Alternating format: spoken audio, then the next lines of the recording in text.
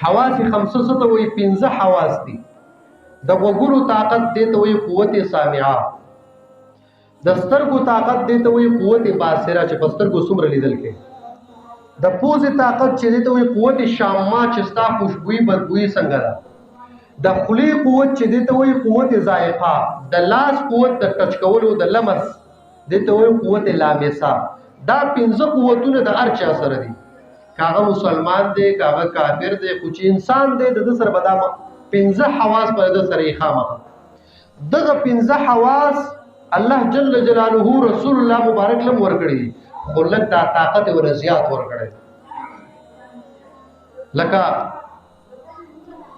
د قوت سامعانه به یو حدیث په دې موضوع باندې وایم چې د نبی رسول الله قوت سامعه څومره او قوت ذائقه څومره او قوت باصره، قوت شامه، قوت لامسه څنګه مختلف انداز چې نبی رسول الله خدای پاک څنګه د نورو نه جدا کړی دی په ظاهري اندامونو باندې هم، په صورت باندې هم او په سیرت باندې هم دواړه. امام ترمذی حدیث را نقل کړي او سنن ابن ماجه هغه په اولنی جلد دا حدیث راغسته او مشکات المصابیح چې کوم قدیمی کتابخانه والا ده نو هغه په 457 صفحه کې دا حدیث راغسته. دومره ډیرو کتابونو دا حدیث نقل کړي، دا ټول کتابونه مو سره دي. حدیث په کې دا څه دی چې نبی علیہ الصلوۃ والسلام فرمایي وي اتوت السماء وحق لها ان تئتوا، وی اے زما صحابه کرام انی ارا ما لا ترون و انی اسمع ما لا تسمعون. ز هغه سینما صحابه کرام تاسو رم سترګې دي، خو ز هغه سینما چې تاسو په دغه سترګو نه او ز هغه اورما وګوره تاسو رم دي، خو لا تسمعون چې تاسو نه اورئ. دا ته اعلان وکړ نبی علیہ السلام، ز هغه سینم چې تاسو نه زاغه اورم چې تاسو نه اورئ. دا نبی علیہ السلام دا هغه وخت د ټولو عظیم خلقو ته صحابه کرامو ته دا اعلان وکړ چې زاغه اورم چې تاسو نه اورئ، ګوره زاغه سینم چې تاسو نه او د دې زمانه باز خلک داسې وای کومګم عمل شروع کړو د نبی علیہ السلام مقام ته رسو. نعوذ بالله. صحابه کرامو ته لاندې غلي ناستي او ته چې بالکل قربان چې تاسو صحیح نه مونږ نه نو چې تاسو ساورې مونږ نه اورو. اوس وته نبی رسول الله خبره کوي چې زه صحیح اورم، زه اورم صدا اوري. وای اتوت السماء وحق لها ان تئتوا، اسمان یو आवाज کو ګوره د زمکه نه د اسمانه پورې حدیث کې راځي 1500 کاله مزل دی. نبی رسول الله والسلام په مدینه منوره کې د صحابه کرام سره پزمکه باندې ناشته او ورته فرمایي چې اسمان یو आवाज کو تاسو ناسې زم ناسم خو ما هغه आवाज واورید او تاسو واورید. او دا د څه आवाज وو؟ یوازې دا نه چې ما आवाज واورید، د आवाज د اوریدو وجم راته معلوم ده چې اسمان ولې आवाज وکړو. اتوت په عربی کې هغه आवाज ته وایي چې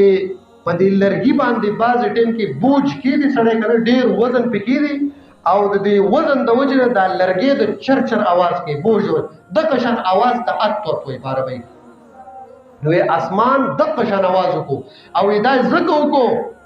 چې ليس فيها موضع 4 اصابع الا وملك واضع جبهته ساجدا لله. د اسمان لپاسه د سلور غدو برابر خالص نشته، تمام اسمان ډکته فرشتو په خدای پاک ته سر په سجده خو دي.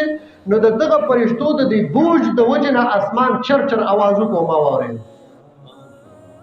هغه وجه ورته خو درخه چې وجه دار او دې ته ګورې په دې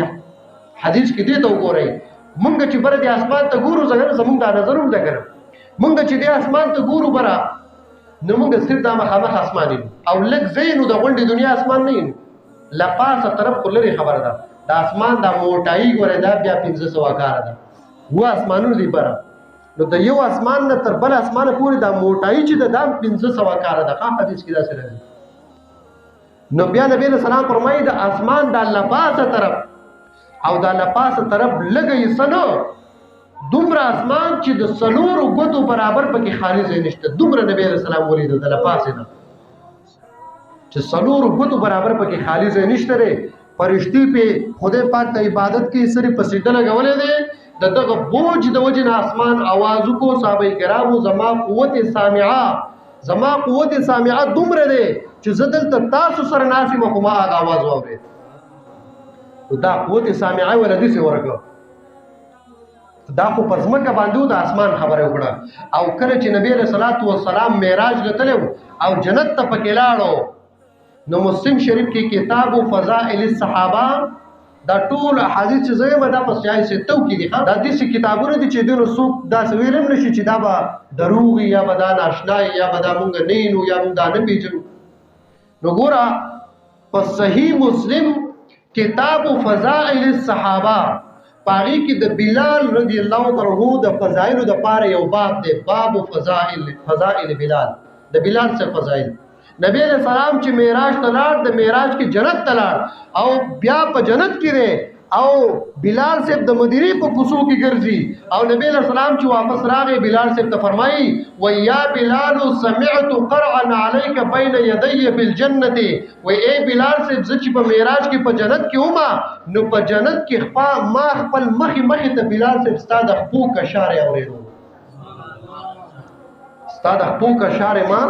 الته په جنت کې اوریدو دومره قوت سامعه دومره ده دومره زیات قوت ول الله جل جلاله ورکړ د مشکات المصابیح کې او حدیث سے صفحه نمبر 540 کې باب المعجزات د معجزات او بیان دی پاره کې په دویم فصل کې 540 صفحه د قدیمی کتابخانه کې هغه کې یو حدیث دا حضرت جابر سے فرمایي چې ان يهودیه یو يهودنه خزوا هغه نبی له صلوات و سلام له دعوت ورکړ ته خوراک دعوت ول ورکړ او د نبی له صلوات و سلام په دې چلو په دې ساورو کې دا مخکینی ولي چې دا به ډېر خو په دغه کې ولا زهر واچول خو زهر په کې خو غټ کړو او صحابم دی او نبی له صلوات و سلام ته کې خو د مخه ته ورید کړي او نبی له سلام راوستو چې نبی کریم صلی الله علیه وسلم یو ولې راواغستو نو بیا وته وی چې ورشه هغه يهودانه خزر راولي چې خزر راوستا نبی رسول الله والسلام هغه ته وی اسممتي حاضر شاته وی تا په دې بيزکه په دې کې تا زهر ګټ کړی زهر دې کې اچولې دي هغه غیرانم شو بیا خو انکارونه شو کوله قالت نعم هغه ورته او ما پکې زهر اچولې خو زهر می د دې وجه نه اچول ما وی کدا په حق باندې پیغمبري نو ته به دا زهر سنوي او کدا په دروغ باندې پیغمبري نو بیا به موږ کوم خلاص شو د دروغ پیغمبر د موږ نه ور خو ما په گزار اچولې دي خدا دا کار ما ډیر پټ کړی دی د کور یو پر تمیم نه دی ویلي من اخبرک یا رسول الله اے دا الله تعالی حبیب تعالی چا خبر درکو تا ته چا وی دا ډیر پټ خبره وا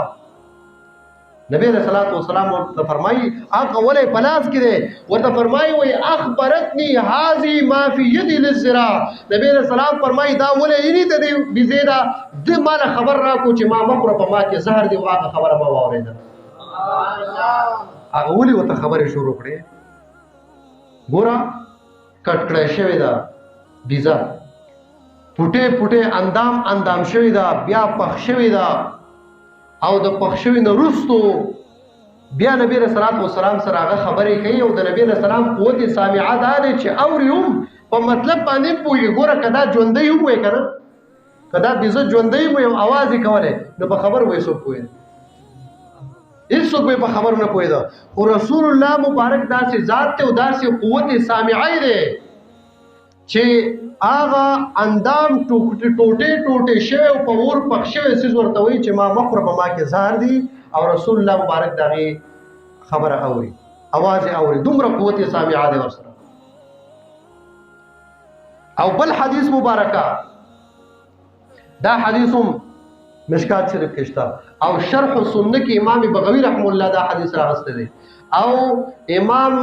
بهقی په دلائل النبوت کې دا حدیث ذکر کړی دی په ډیرو کتابونو کې دا حدیث موجود دی او حضرت کې دې شتا سو اوریدلې می حضرت یعلا بن مرہ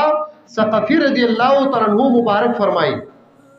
وای نحن نسير مع رسول الله صلی الله علیه وسلم وای مونږ د رسول الله مبارک سره روانو په یو سفر کې په یو سفر کې داسې روان وای اذ مررنا ببعیر مخامخ یو اوښ را روان دی اوښ نو صحابي فرمایي چې کله اوښ را روان دی او دغه فلما رآه البعیر دی اوښ چې کله زمونږ دا قافله ولیده نو د لرې نه راغی فوضع جیرانه او خپل سر او سټ د رسول الله مبارک په قدمونو کې کېښود ورخه اوښ پیژنې هر ډېر شه صحابه سره دي خو هغه اوښ د بل صحابي په قدمونو کې خپل دي دا خپل سر په کې نګدي د رسول الله مبارک قدمونو ته خپل غړانګ راوړه او کېښوده او صحابه کرام فرمایي چې وجرجره دی اوښ आवाज وکړو جرجر आवाज وکړو مو په پوه نشو د आवाज واورید خو پوه پې نشو چې جرجر څه دی او نبی علیه الصلاۃ والسلام ته غوږ یې ښودی دی هغه جرجر आवाज یې واورید په مطلب باندې په مقصد باندې پوه شو او بیا نبی علیه السلام موږ ته اعلان وکړو چې اين صاحب هذا البعير د دې اوښ هغه مالک چېرته دی ورشه مال یې مالک راولئ هغه مالک مال راولئ چې ګوره دنیا کې چې یوه ژبه یې که نه یو ژبه څوک زده کوي یو کال دوه کاله کورس وکړه که هغه انګلیش او که هغه عربي او که هغه فارسي او که هغه چې هره ژبه یو دوه کاله کورس وکړه ته به په هغه ژبه باندې لږ ډېر عبور حاصل کړي ته پرې خبرې کولی شي خو لیکن داسې به څوک چې په دنیا خپل ټوله زندګي او کورس وکړي او د ځناورو په خبرو باندې پوه شي او د ځناورو په هره خبره باندې په ټول مطلب او په ټول مقصد باندې څوک پوه شي نشته داسې څوک نشي کولی ټول زندگی د لګیای په سکول کې د سبق وای د زناورو په ټول مطلب باندې دی پوښي چې د په دې ټیم کې څه مطلب دی د دې आवाज څه مطلب دی خو رسول الله مبارک ته خدای پاک قران کې فرمایلی دی سورۃ ابراهیم کې چې وما ارسلنا من رسول الا بلسان قومه چې ما کم قوم ته کم پیغمبر لېږلی دی نو هغه قوم ته مې د هغو په ژبه کې لېږلی دی او رسول الله مبارک فرمایي ارسلت الى الخلق کافه زه تمام مخلوق ته رالېږلی شوی ما نو معلومه دا شوه چې نبی علیه الصلاۃ والسلام د تمام مخلوقاتو په ژبه باندې پوهېږي ځکه ټول مخلوق نه راغلی دی نو د ټول مخلوق په خبره باندې پوهېږي وایي د دې اوښ هغه مالک راولی چېرته دی چې مالک راغی نبي علیه صلات وسلام ورته فرمایي وایي بیعني دا اوښ په ما باندې خرڅ کړه هغه ورته وایي زمونږ د ژوند تېرولو زمونږ د معاش دپاره دقه یوه ذریعه ده په دې باندې مونږ ځان له تجارت کوو کاروبار پې کوو خو ای د الله تعالی رسوله بل نهیبه لکه مونږ به یې تا نه همداسې درکړو تحفه به درکو هیبه به کو تا نو رحمت عالم صلی الله علیه وسلم د فرمایي چې ستاسو د ژوند د تېرولو دقه یوه ذریعه ده بیا د نه اخلم نه خو د دې اوښ خبره درته کومه وایي انه شکا کثرة العمل وقلة العلف وایي دا اوښ راغی ما ته خبرې شروع کړې ما ته خپل شکایت وکړو چې زما دا مالکان چې دي نو ماله خوراک کم راکوي په ما باندې کار زیات کوي اوښ ما ته دا شکایت کړی ګر اوښ ته پته راخه چې زما مشکل به دلته حل کېږي زما حاجت به دلته حل کېږي ځکه خپل شکایت رسول الله مبارک ته راوړ او نبی علیه صلات وسلام هم هغه چې رحمت للعالمین پیغمبر دی نو هغه مالک ته ورته وایي د ده سره ډېره نرمي کوه